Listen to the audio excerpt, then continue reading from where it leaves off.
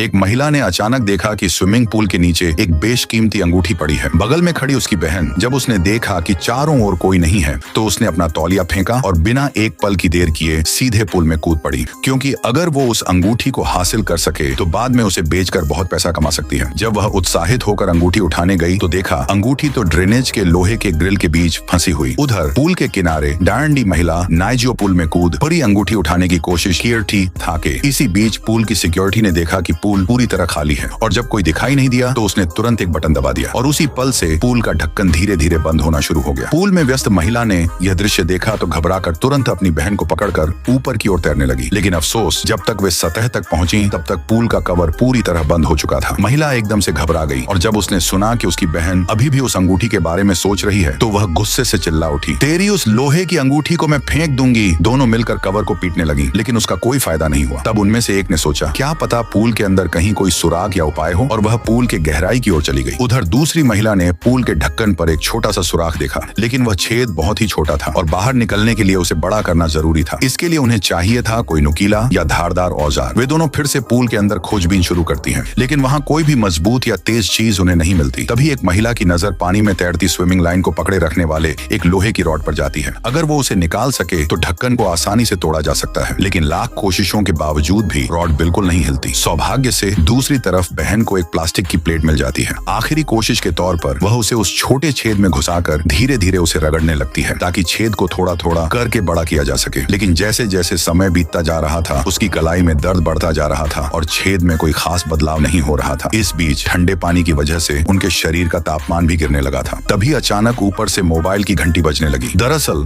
जो मोबाइल महिला ने पूल के किनारे छोड़ दिया था वही अब बज रहा था, लेकिन वे दोनों उस फोन तक पहुंच नहीं सकती थी और ना ही उसकी मदद ले सकती थी। फिर भी मोबाइल की घंटी की आवाज सुनकर एक सफाई कर्मी वहां आ पहुंचा। उसके कदमों की आहट सुनकर महिला ने जल्दी से मदद के लिए चिल्लाया और पूरी घटना उसे विस्तार से समझा दी, लेकिन वो सफाई कर्मी एक लालची और स्वार्थी इंसान था।